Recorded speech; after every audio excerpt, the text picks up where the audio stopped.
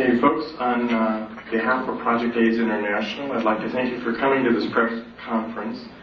Dr. Wilner, MD, PhD, will be giving an explanation in just a moment on what we're doing here and what he will be doing with our volunteer, who is Kim Reyes, who is an HIV-positive individual. Today, Dr. Wilner will be infecting himself. He will first explain what he will be doing, as well as why he will be doing. Directly after his inoculation, Dr. Wilner will be explaining any questions that you have. There will be a question and answer period. And I would like to take this opportunity to welcome Dr. Wilner.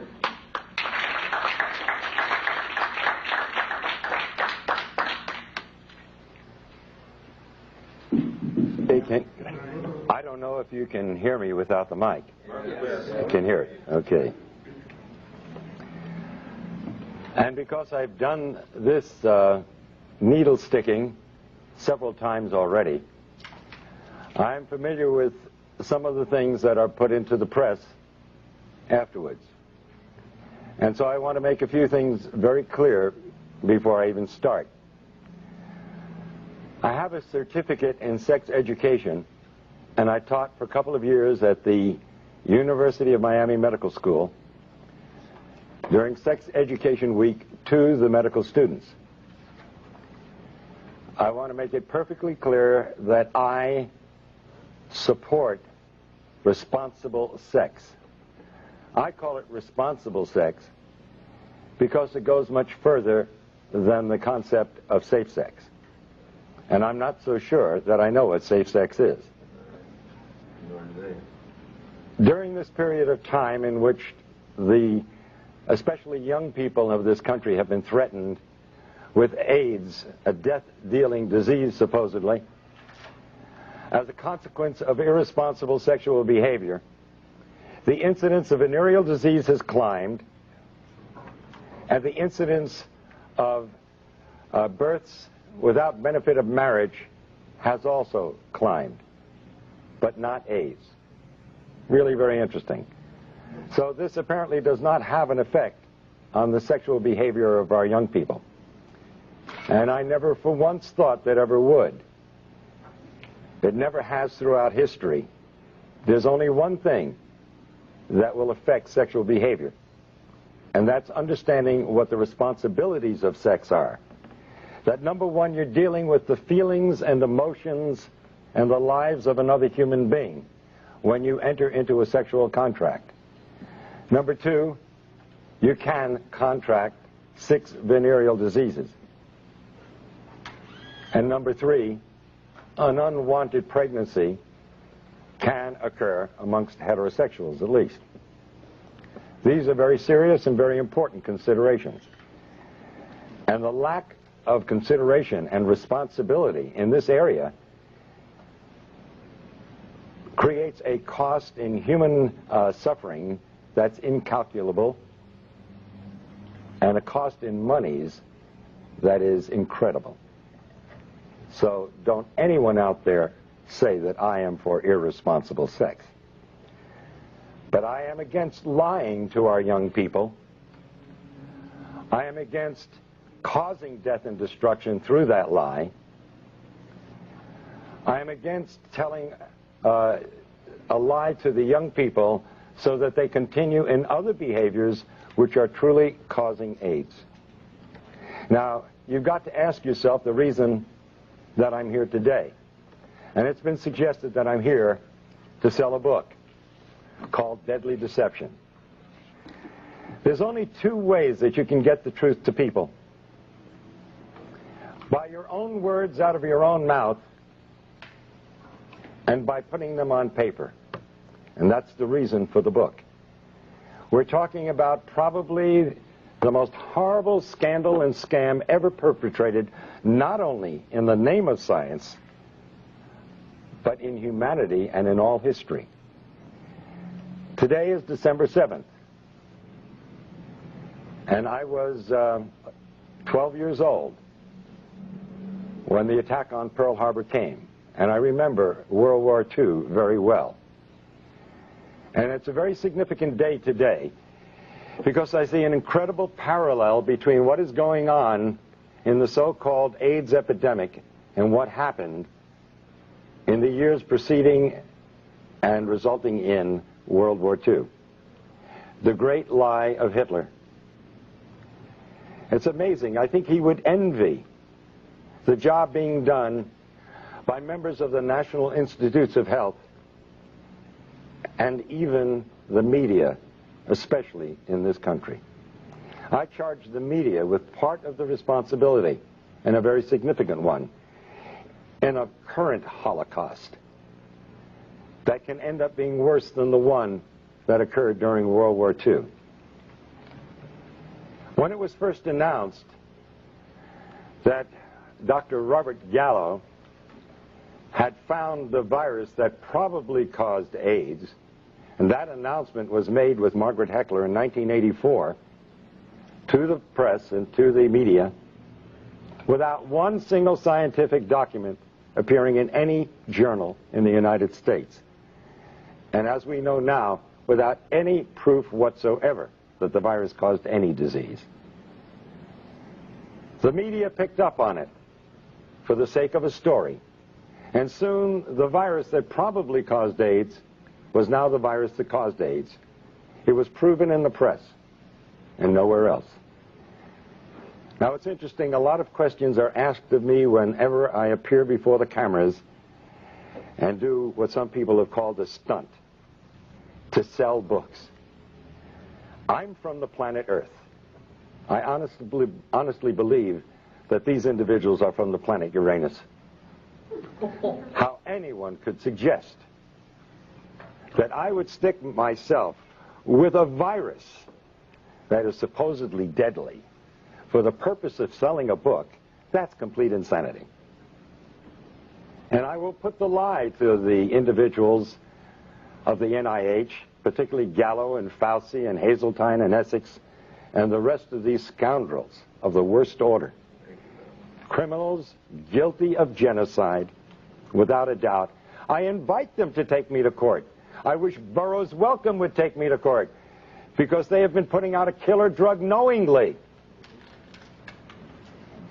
Because in a court of law, I would have the opportunity to provide the absolute proof and evidence, as I have in my book, Deadly Deception.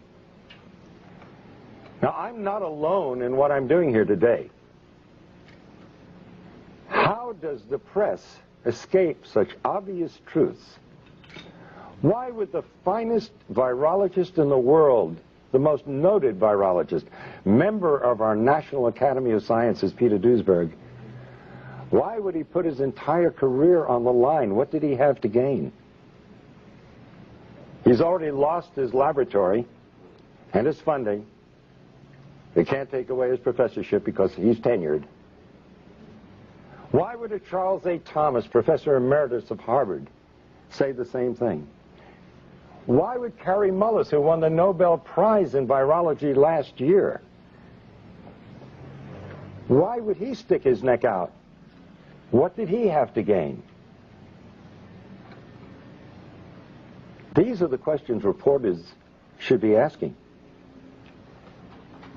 And in order to sell a book, I would inoculate myself with a virus that supposedly is deadly. Ever think that maybe we all know something that you just don't get? That if you take the virus out of the equation, you have a perfectly understandable disease with a perfectly understandable answer. And I might remind you, in case you are not aware of it, and if you haven't read my book, that we have known what causes acquired immune deficiency diseases for at least 70 years. It's in the medical textbooks. It's there for you to read. Number one cause on the face of this earth is malnutrition and starvation. That's African. Look to the headlines of the October 3rd issue of the London Times, Sunday Times last year. And inside headlines that screamed across 2 pages, the plague that never was. Speak to Philip and Evelyn Kreinen, who head Partage with an organization of 250 people their own hospital, their own doctors, their own laboratories, who have lived in the heart of the epidemic, supposedly, or the supposed epidemic, for 5 years. There is no epidemic. It doesn't exist. They are there. They're not some character who goes through from the World Health Organization and says, oh, I've seen the people dying. Of course you have. We all saw them on television in Somalia. What do you think you were looking at? That was AIDS, due to starvation, due to malnutrition. It's no big secret what's causing AIDS. We've known it for 70 years. Number 2 is drugs. And don't just think of street drugs, because the number 1 cause of AIDS today is actually 2 medical drugs. AZT, a drug that was discovered in the 60s as a chemotherapeutic drug for cancer and was shelved because it was too toxic to treat cancer. A drug worse than cancer is being used to treat people who are immunosuppressed. Now let's go back to the other causes of AIDS.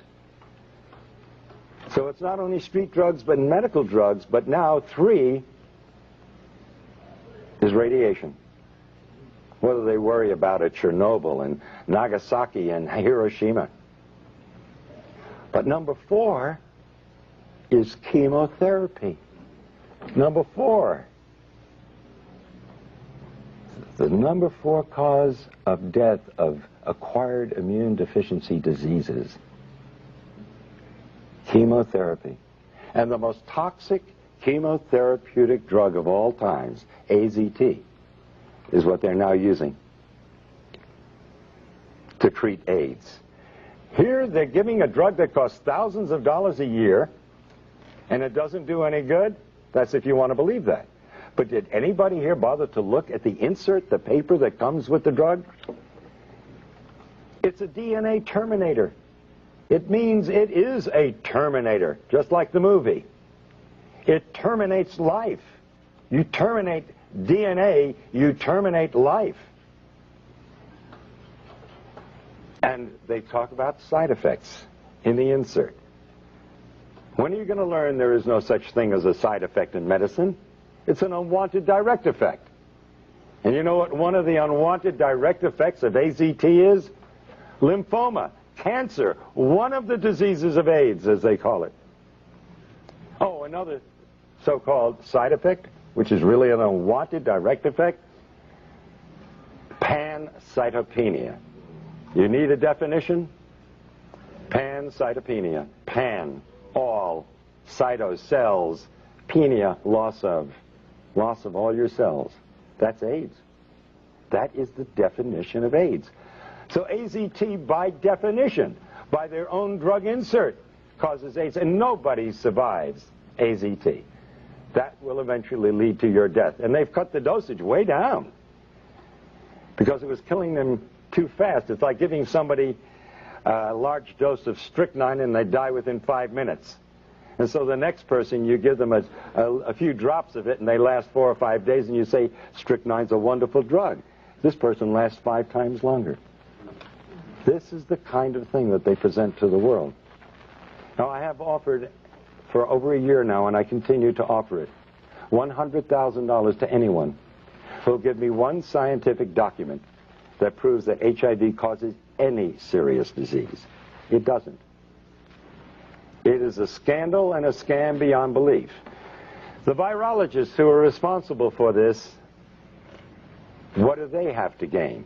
Now, I don't know what Duesberg had to gain, or Charles A. Thomas, or Kary Mullis. He already got his Nobel Prize. Why does he come out and say it? And he's the one that found the test, the PCR reaction. And he said that there is no body of evidence that supports that the virus causes any disease whatsoever. But what about the individuals who have perpetrated this lie? They are all multi-millionaires. What do we have to say about the National Institutes of Health when a private laboratory independent laboratory found AZT to be 1,000 times more toxic than the laboratory of the NIH. We can understand a 5% error in a laboratory, even a 10% error. But a 10,000% error? Or 100,000% error? That's fraud. And as I understand it, the word has gone out, and there's even documents and letters to prove it, that the CDC, the same organization that let blacks go untreated with syphilis, well documented, just to see what would happen with the disease. This same organization who had to admit that they can't give in on the AIDS thing now because nobody would ever be able to trust the government. I think the last election tells us what the people think about government.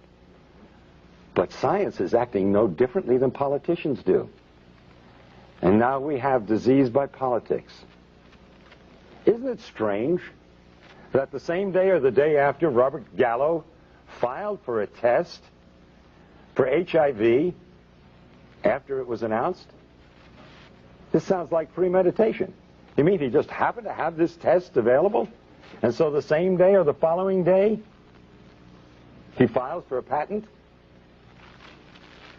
He had a test. He was simply looking for some kind of a disease he wanted to apply it to. And that test. 30,000 Russians who tested positive for HIV were then tested with another test that's supposedly far more accurate to confirm the positivity. And 66 out of 30,000 proved to be positive. That means that the test HIV is 99.997% inaccurate. You want to take a test that's 0.003% right? And you're going to rely on that? But that's what they're doing to people out there.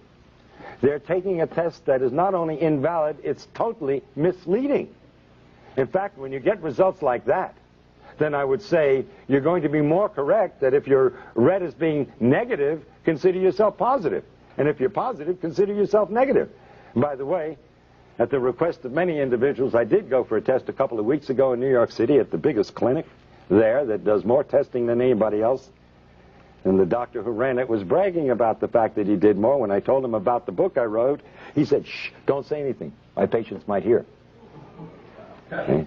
I tested negative. And of course, Fauci said that you need, when he was answering what I did in Cleveland a week ago, he said, well, he's going to have to stick himself 300 times to transmit the virus. Where are you people in the press? 300 times to transmit a virus? You cannot have an epidemic under those circumstances. If you can't transmit it by blood, you certainly can't transmit it sexually. Unless you're into real sadistic acts during sex. I don't know how much blood you want to draw. An epidemic, really. In Russia, 105 deaths from AIDS since 1987. In Philippines, 80 deaths since 1984. Epidemics? There is no epidemic. But who has to gain from this? Dr. Duesberg? What is he gaining from this? That alone should alert the press to who's telling the truth. And if you hear an argument amongst politicians and one calls the other names and doesn't answer the specific charges scientifically, who's the liar? Fauci and Gallo, instead of answering the scientific conflicts and contradictions that Dr. Duesberg has so brilliantly pointed out, instead of answering them, they call him a homophobe. Can you imagine? I've been called a homophobe too. I wonder, I come here with a message of hope to not only the gays, but to the blacks and the Hispanics and all the other outcasts of society, which strangely enough are the only groups that have been connected with the so-called AIDS. Because you see, if you belong to one of those groups, you've got AIDS. But if you don't belong to one of those groups, you get the respectable diagnosis of you have tuberculosis, you have lymphoma, you have leukemia, you have Kaposi sarcoma, pneumocystis pneumonia, 30-plus diseases. Where is the press? How do they buy a story that a virus knows what country it's in? 3 symptoms in Africa, but 30 diseases in the United States and Europe. How do they buy the story that a virus has prejudices? It prefers men over women 9-to-1 in the United States and Europe, but men and women equally in Africa. It knows whether you're gay or straight, married or single, black or white. It should be hired by the immigration department because it does one heck of a job. This is what they've been feeding to the public, and this is what you and the press have published. It's funny, every time that I've stuck myself with a needle, I get calls from major television shows by excited young people who want to tell the truth.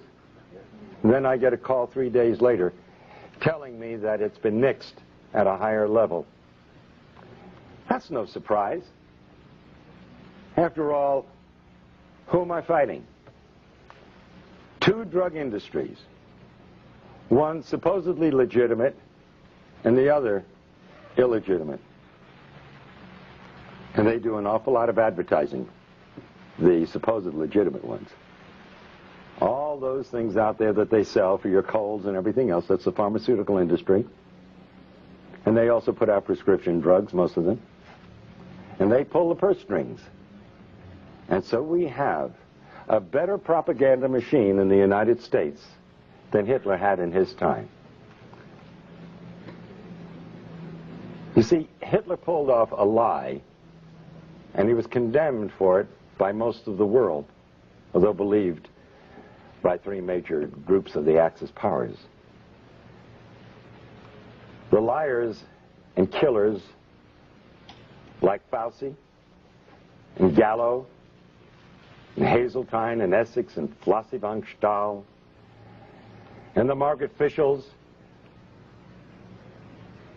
these people are getting by with the lie and getting paid immense sums of money for it and praise from the rest of the world while they murder. The study at the University of Miami was completely fraudulent. You see, I believed that the virus caused AIDS from 1984 to 88, and I treated AIDS patients. One of the few doctors willing to. The doctors were scared for their lives to even treat the patient. By the way, sticking my finger, nothing new. I did it lots of times in treating my AIDS patients. And in fact, it's amazing that in spite of the fact that we are at such great exposure to this deadly disease, the incidence of the disease amongst medical personnel of all types is less than the general population. This is a first in the history of science. Think about that. How is it possible? Maybe the virus has nothing to do with it. Not only maybe, the virus has nothing to do with it. In 1988, I was invited to a dinner where Burroughs Wellcome was going to push AZT as a drug for treating AIDS. And we were told we could ask questions during the dinner because Margaret Fischel was going to be speaking. And when she mentioned that the drug AZT had 56 side effects, I raised my hand. And I said, Dr. Fischel, how do you do a double-blind study on a drug with 56 side effects? You've got to know if you're on the drug. And she said to me and the rest of the doctors sitting there, well, the placebo had 31. And I raised my hand again. How could a placebo have 31 side effects? How could an inert substance have 31 side effects? I didn't know what was wrong then, but I knew there was something wrong. I knew there was something dreadfully wrong, and I didn't know how dreadfully wrong and how deadly wrong it was. But the answer came years later. The FDA, as you probably know, released AZT after 4 months of a proposed 6-month study. They cut it short because one group in this double-blind study where nobody knew who was on what, one group was doing better than another group. And so out of compassion, they terminated the study. I don't blame them for that. And sure enough, the AZT group was doing so much better than the placebo group. And so they released the drug. But then 18 months later, their own investigator from the FDA brought back his report. And guess what it showed? The participants in the study knew the first week who was on the drug and who wasn't. You didn't have a double-blind study. It wasn't the Cadillac of studies. Not only that, some of those on AZT admitted to sharing their drug with members of the placebo group. That explains the 31 side effects in a placebo group. Some of them were taking AZT. Side effects. But, and by the way, that makes it a complete washout as a scientific study. Right then and there, the drug should have been discontinued, called back. But then came the kicker in this report. The individuals on the AZT in the 4 months of the study received 6 times more blood transfusions than the placebo group. What happens when you get a blood transfusion? You look better, you feel better, and you live a little bit longer. But the most important question and lesson from all of this, you must ask the question, why did those on AZT need 6 times more transfusions in a 4-month period than the individuals on the placebo? Because you're dealing with a killer drug, and you need those blood transfusions to survive, and coincidentally they made you look a little bit better and healthier than the other group. And then, after I go through all this, invariably somebody's going to ask the question, so what really causes AIDS? And I had to say it 10 times or 20 times in my book, and I'm going to say it again now. We have known for 70 years why the other individuals in the study died. The number one cause is malnutrition and starvation. Well, to an extent that was true of some of these individuals, but only true because of the second reason. The number 2 cause is drugs. You recall, you fellows and gals in the press, a couple of weeks ago you reported in your newspapers that we were killing off our senior citizens with too many drugs. And how do you cure them? You get them off the drugs.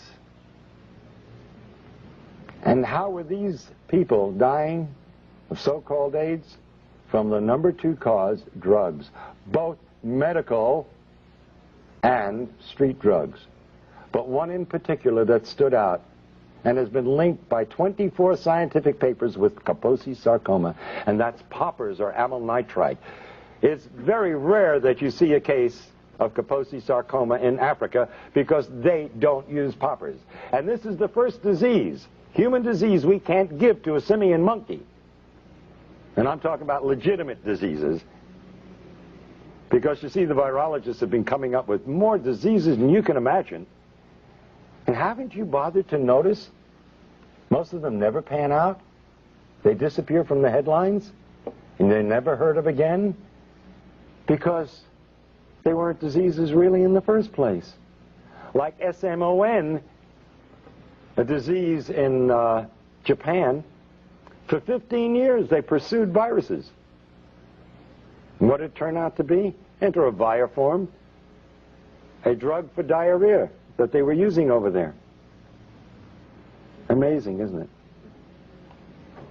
And they spent 15 years and lots of millions of dollars, but guess what our virologists have done? Wow, they hold a candle to no one.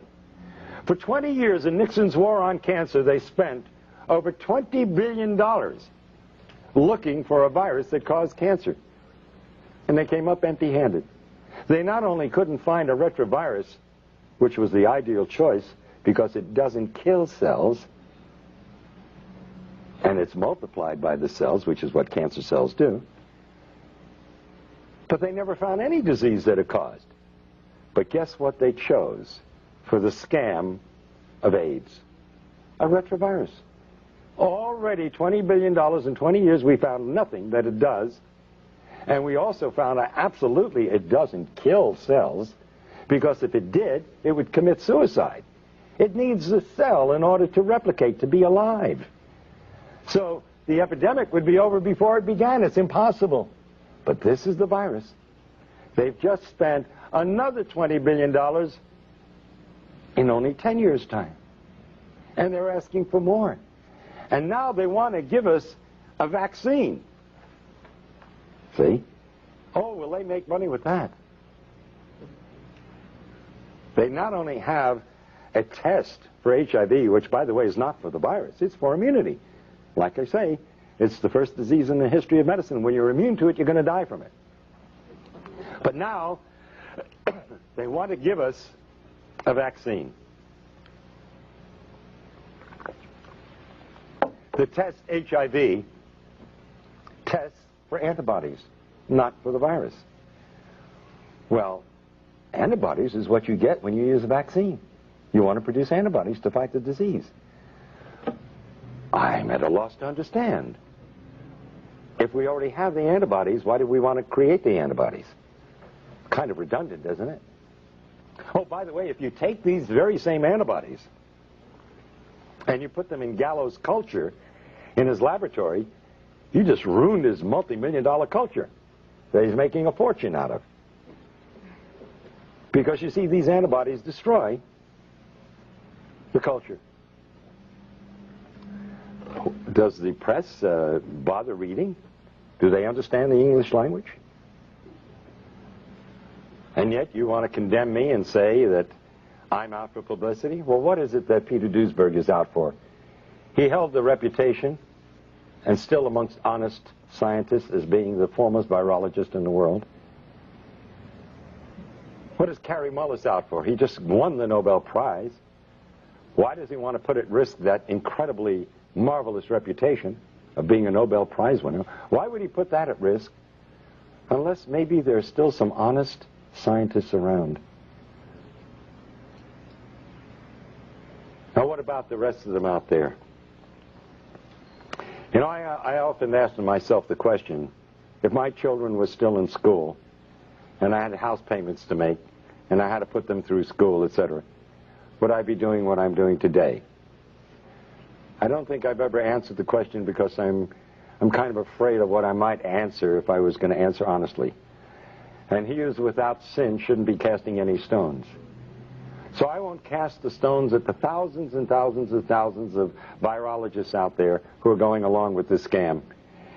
Because, you see, they would be out of jobs if they dared criticize Margaret Heckler or the heads of the NIH. They'd be out of jobs, and they'd have families that they have to support, and futures that would be down the drain. You don't cross the establishment. And so the lie is being perpetuated by the silence.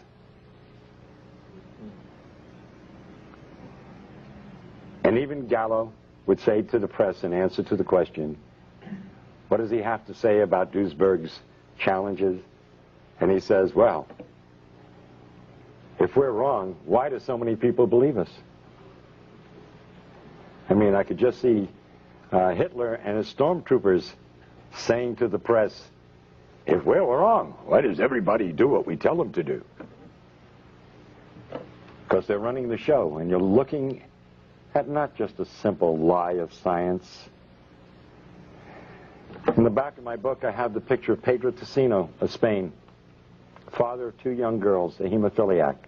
Nothing wrong with the man. But because he received so-called tainted blood,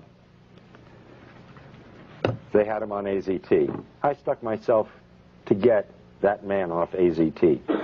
I said, if I stick myself with your blood, will it convince you there's nothing to worry about. And Pedro Tocino, now over a year later, is very healthy, having a wonderful life, enjoying his 2 young daughters. But all of his friends are dying or are dead. This is real.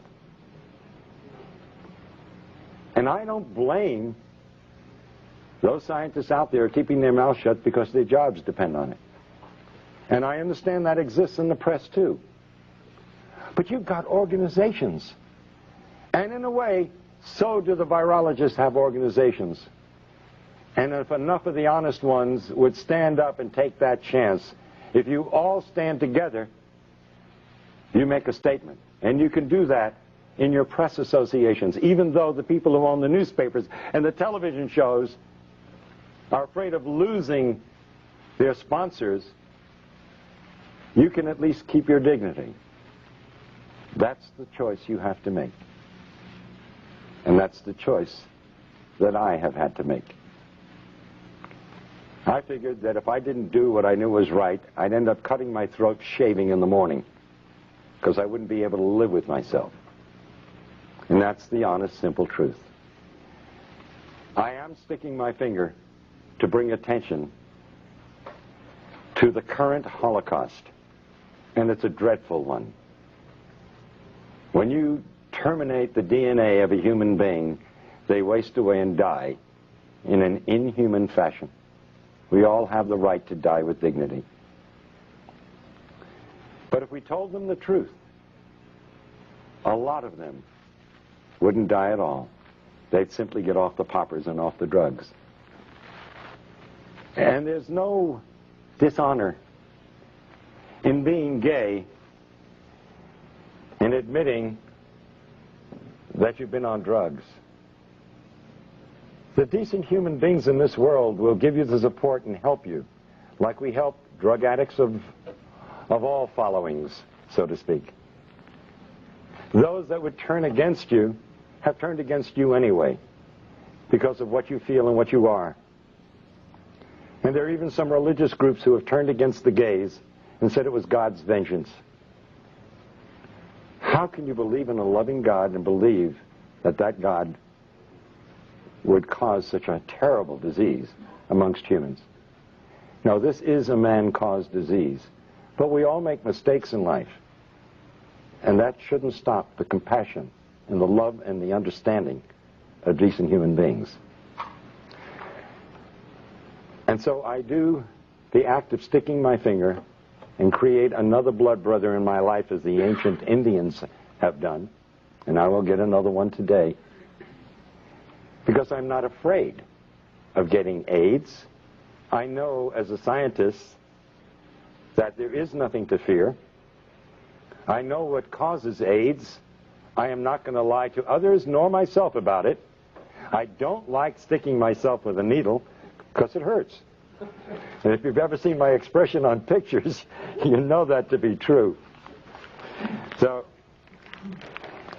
Kim Freitas. Kim, are you here? Yeah. We're going to become blood brothers. Yeah.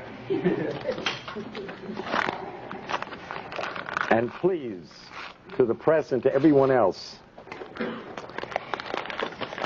I don't intend to stick myself 300 times, because it wouldn't prove anything anyway. In any case. Well, I got to do myself first, and then I have to do you. Here, but let me do your finger, okay? I mean, I got to do you first, right? All right. Excuse me. Then I'm going to do me. Excuse me, I had that backwards. All right. Wait a minute. I got to find. This is a heck of a time to lose my needle. There we go. Okay. Ladies and gentlemen, this is a typical butterfly needle set. If somebody has a scissor, it'll help. No, I got it. Okay. It's sterile. And usually we use it to take blood by sticking this in, and then we can inject things also. So, let's do that. We got this. Yeah. Okay. Now, I'm going to... let me put my glasses on, okay? Good. I think you'd rather I do that. I got to tell you a cute little story. Shortly after my son was born many years ago, He's now 40. He got some kind of an infection or whatnot, and I spoke to the pediatrician at the hospital. I was an intern at the time, and he said, go home and give him a shot of penicillin. So I took the syringe and everything home, and my wife held Bruce over her shoulder, and I grabbed his little bottom cheek, and I go like this, and I stuck it right into my thumb, so. Careful.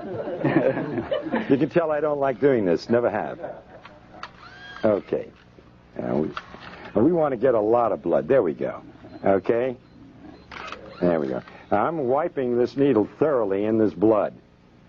And I say to my friends Fauci and Gottlieb and Galpin and Gallo and all the rest of those criminals, all right, that this is for the sake of humanity and no other reason.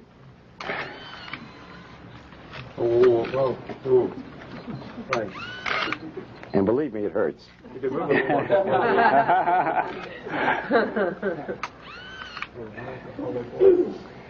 And this is in the hope that it'll save the lives of millions of individuals who will die because of the greatest lie ever told.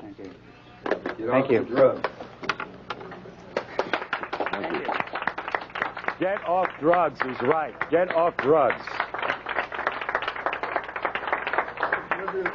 Now, I will be happy to take questions from the press or from anyone for that matter.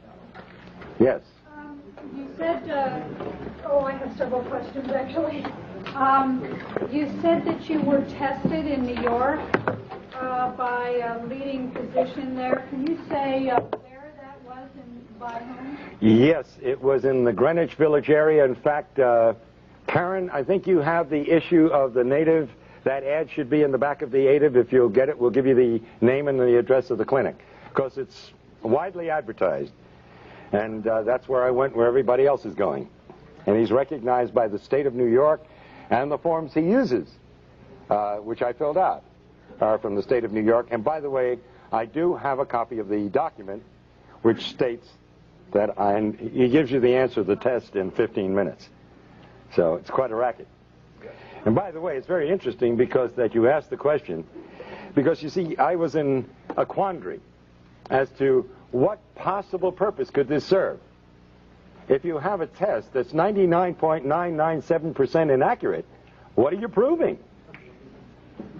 You would treat somebody with a deadly drug on the basis of a test that's totally worthless. And by the way, let me point out that a research group in Australia in the past year have stated that not only is the test completely inaccurate, it's totally nonspecific. Yeah. That you could be positive if you had the measles, if you had the flu, if you had a flu shot from your doctor, or if you had any one of 100 diseases. Let's look at the scenario. This is serious business. Yeah. Somebody gets the flu or gets a flu shot this year. But so what you're finally suggesting is that the man that this prominent physician in Greenwich Village, he in fact said, don't tell anybody about this because I'm making money off of these tests. Are you finally saying to people, don't get tested? I am saying absolutely do not get tested. Would you advise anybody to take a test that's 99.997% wrong? And you're saying that... That's insanity. And by the way, when I said to this physician, when he asked me why I was there, and I told him I was a doctor, I said, because I'm in a heavy risk group. He said, aren't we all? And laughed about it. Because everybody knows that the medical profession sticks itself all the time, and the only individuals who are going to die of AIDS who are part of the medical profession in any way, shape, or form are those who are taking AZT or other drugs. Go ahead. You said that AIDS is not an epidemic, it's an endemic circumstance caused by a variety of factors, including malnutrition and drug use. How then can you explain the years of potential life loss in the 250,000 plus people who have died of AIDS, according to CDC definition, where drug use has been going on for centuries, and suddenly we're losing people in their 20s and 30s because I'm not sure what you're... Okay, that's an excellent question, really. And you're using your head. That's the kind of question you should have been asked of Gallo at the very beginning. And by the way, you said 20s and 30s. Our healthiest people. Isn't it strange? You got a disease, the first disease in the history of mankind, that affects our healthiest? But what happened in the 60s? The drug culture began. What happened in the 70s? It heated up. At the end of the 70s, the gays came out of the closet and became an identifiable group.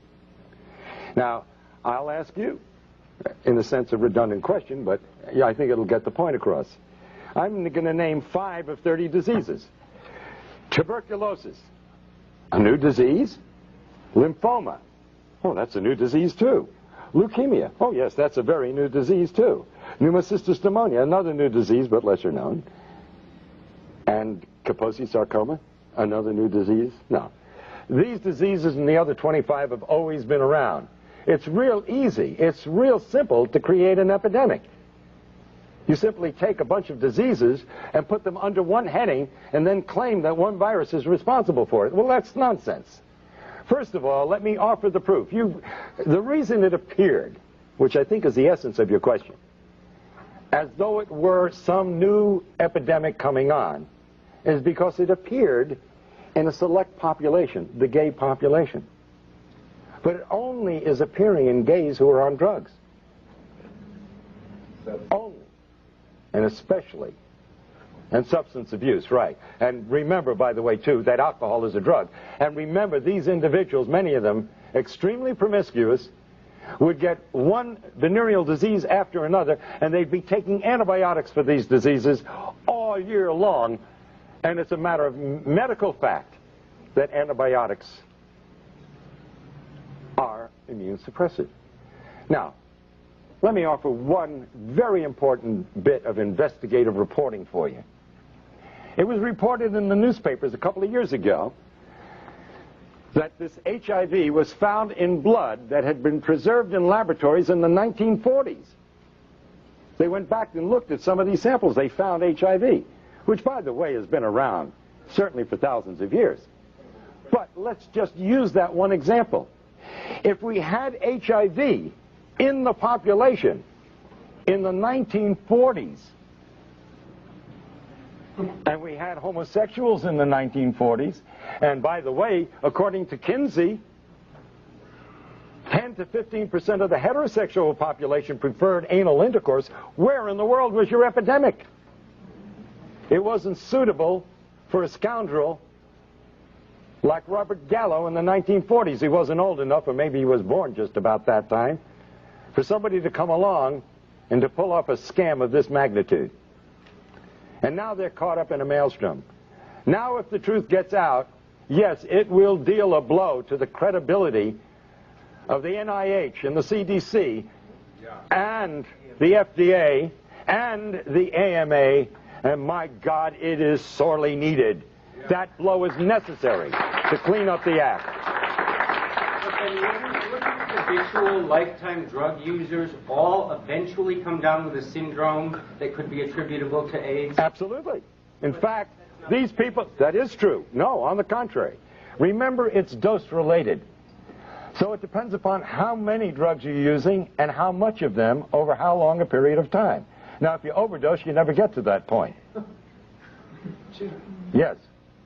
Couldn't the combination of lifestyle practices, of microbial, the best place for microbes are dark, wet places. Aren't bathhouses an excellent place to increase the exponential representation of microbes around the world? I don't believe that sex itself causes immune suppression, but I do believe that recurring venereal disease will cause immune suppression. But the simple fact is that the virus has nothing to do with it. And that's the important thing. That I am certainly for people having a healthy lifestyle. Absolutely. But let's not get into the idea that this is, again, a contagious disease. You cannot give AIDS to anyone, and you cannot get AIDS from anyone. Yes, Michael Elner.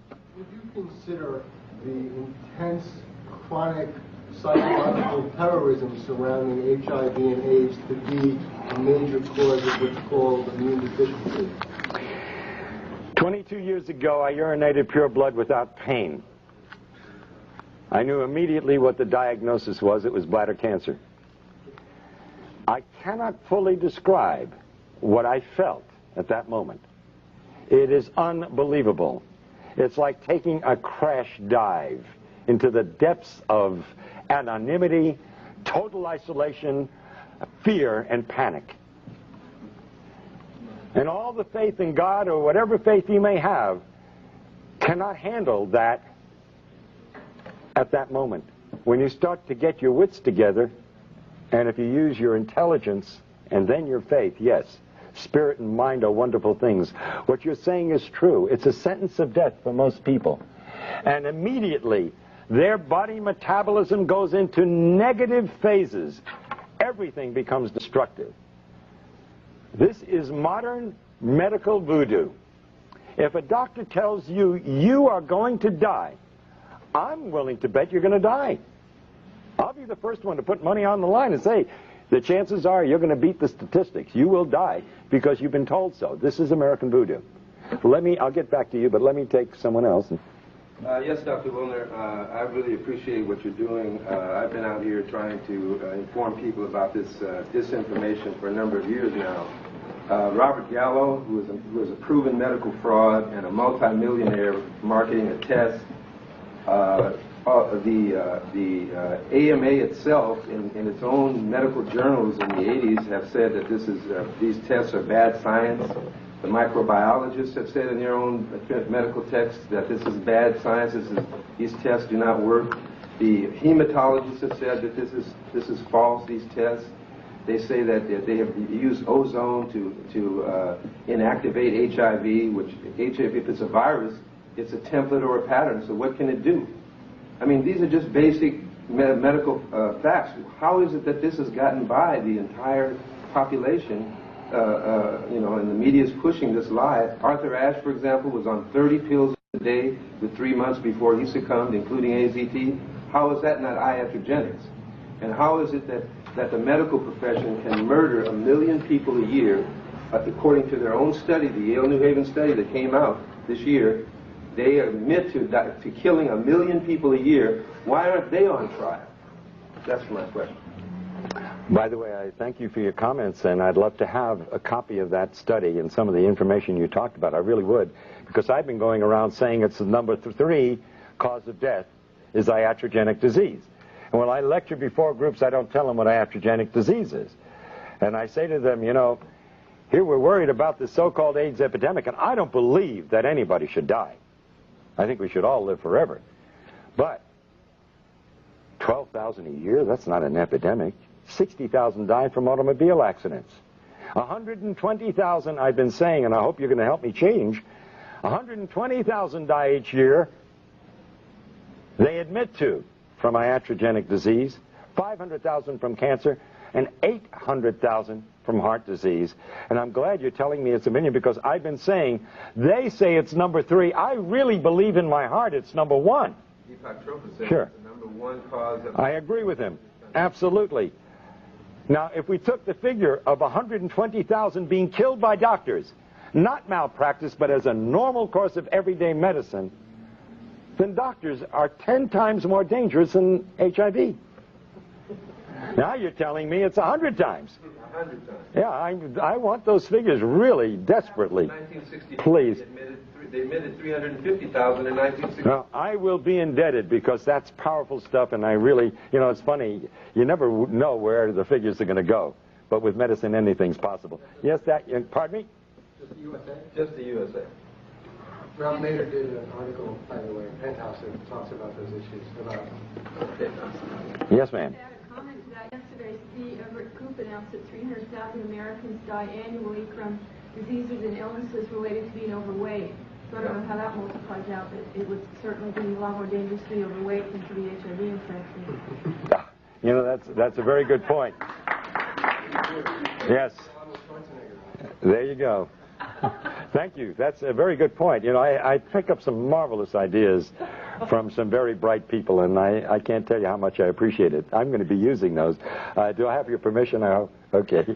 Could you give some insight on how this mechanism works with pediatric AIDS? Oh, okay, that is another good question.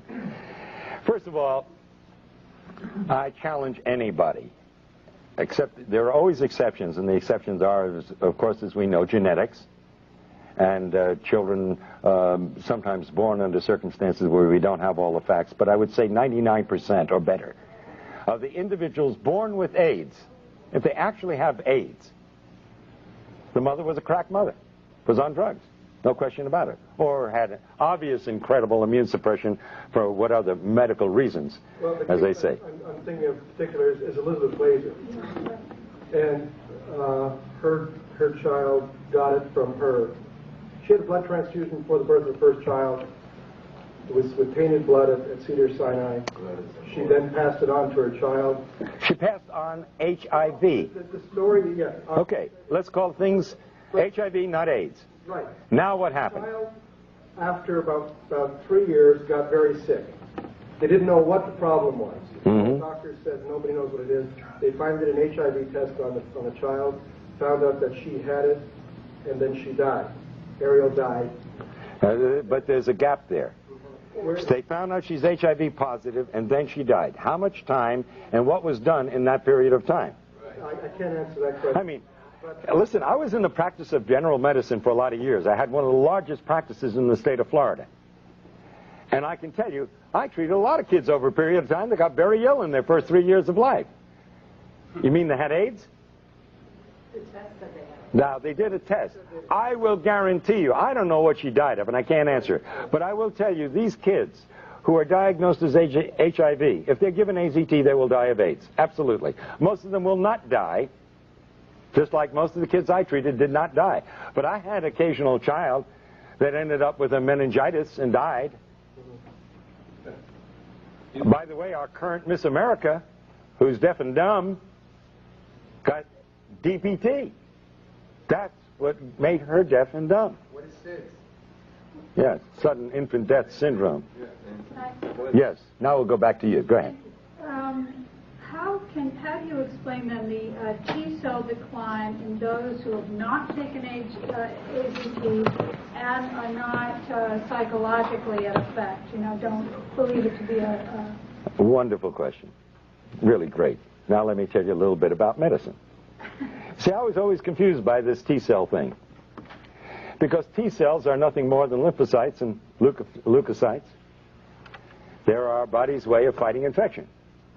Now, when somebody came into my office with a bellyache, I would do a white count, which includes the T cells. Now, if the white count was like 5, 6, 7,000, didn't think anything of it. There's a bellyache, some bad food, maybe a viral infection, you know, the great dumping ground viruses. They even had me thinking that way. But if it was 20,000, I alerted a surgeon. You see, the body creates the T cells when it needs it. If you don't need it, you don't got it. Why would you walk around with a lot of T cells when you've got nothing to fight? And I can tell you one thing we have always known. There is no correlation between severity of disease in AIDS, so to speak, and the T cell count. It doesn't match up, and I'll tell you why. You look a little bit confused when I said the fact that you will not have a high white count unless you have a severe infection. However, which means that if you don't have a high white count, it's not bad. If there's nothing else wrong with you, then I'd say, well, that's normal. Well, why do you want a high white count? If you got a bad cold, you'd get an elevation in your white count. Now, we know for a fact, it's well documented, that you have individuals who have died with AIDS with elevated T cells. And we have individuals who've been healthy. And when I tell you healthy, I feel sick by comparison at looking at some of these individuals. And they test out incredibly well. The best, healthiest specimens I've seen, the kind that most women say, oh my God, why is he gay? You see? Because he's so good looking and so handsome and so strong and so healthy, you see? They have no white They have no T cells. So T cells, you don't count T cells as a barometer of how one is... No, because yes, you can use it to some degree as a barometer, depending upon the situation, but basically, no, you can't, and I'll tell you why. You know that you can change the T cell count if you worry somebody? Completely established. I worry about these individuals who go in and get these T cell counts one after another, because their whole life is focused on these T cell counts. And when it goes down a little bit, instead of being reassured, which is the way I would interpret it, they get panicky. Now they're really doing damage. And at some point, if they're on drugs, and sometimes even if they're not on anything, but because they've been told they're going to die, like the witch doctors of Africa and elsewhere, these individuals will die because they literally worry themselves to death. It's a crime beyond belief. They're the rare ones, I admit. But the fact is, T cell counts absolutely have no correlation with severity of disease.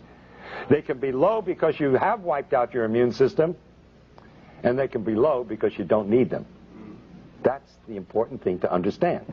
It is not a barometer for anything. And they lie, they lie, they lie, and then they lie some more.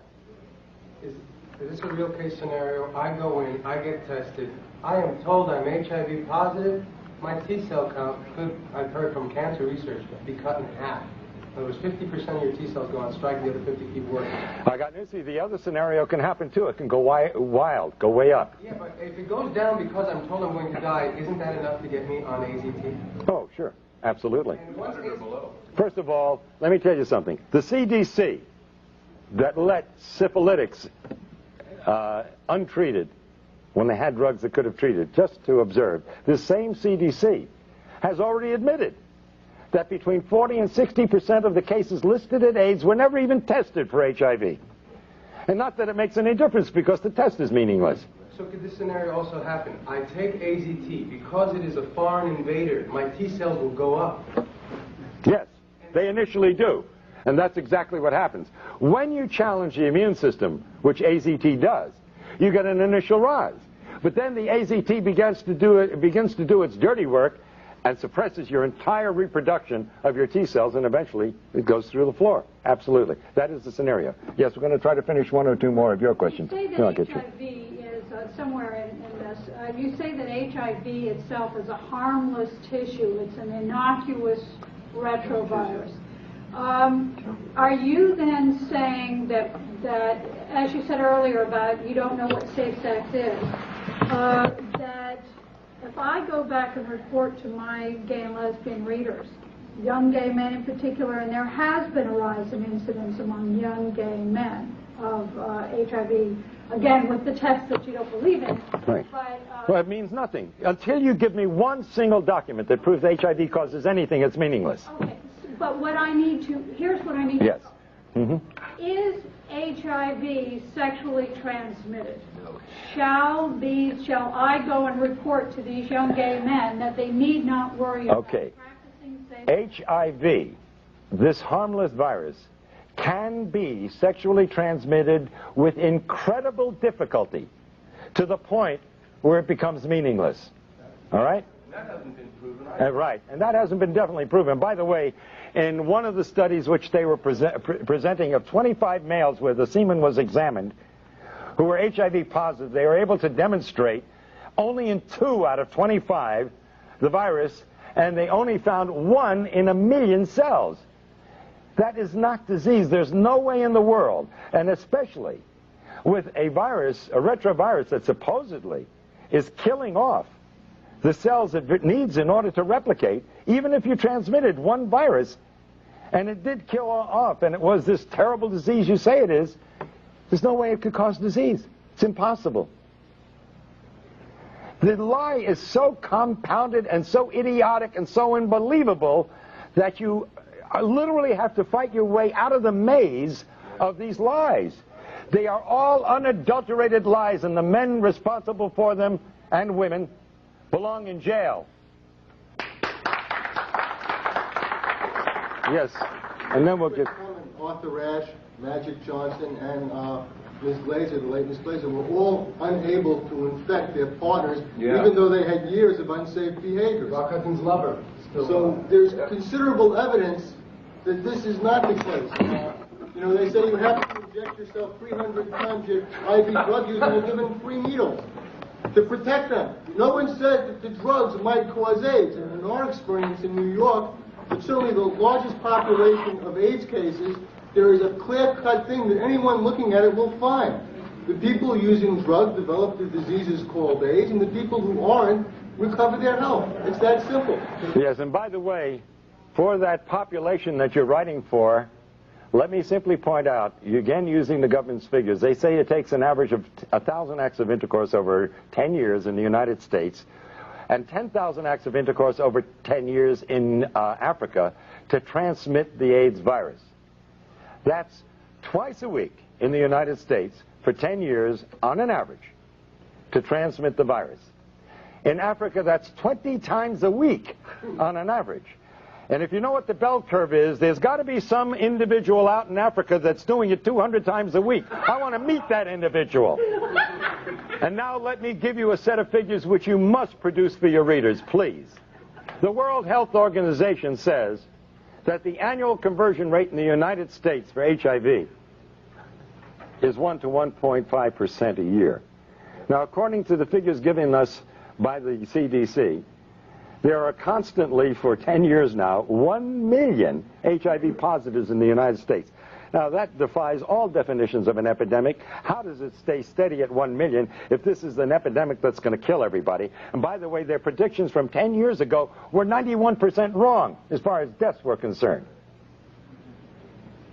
Think of that. Now, hold on.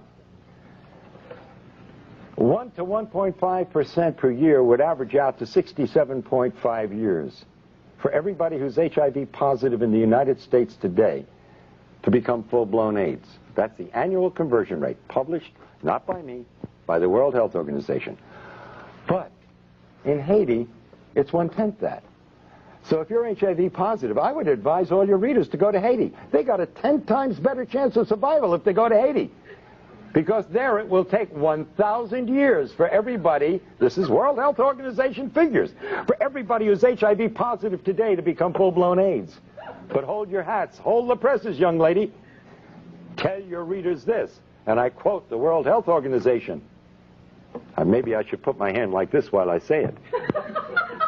But they say that in Zaire,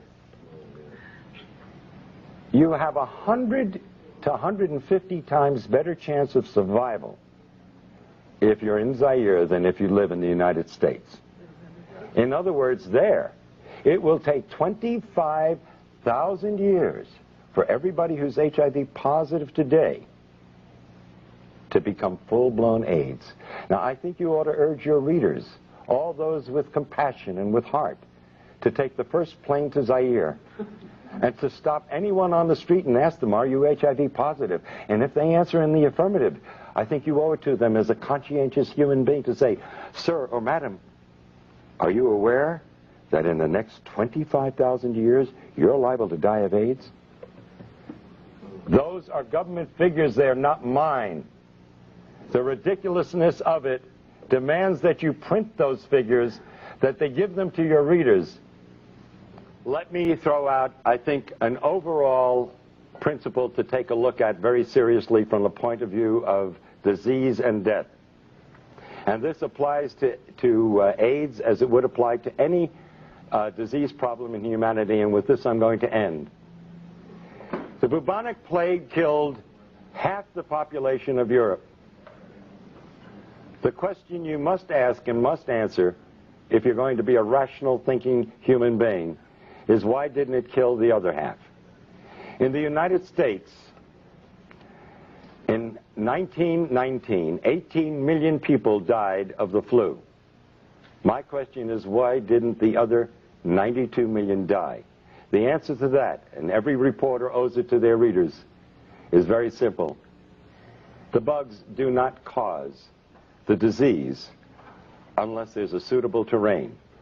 And so the answer to all disease is not to take a shotgun and blow a human being apart, but to simply prevent the disease to begin with. by living at peace and in harmony, not only with your fellow human beings, but with every organism on this planet. And thank you.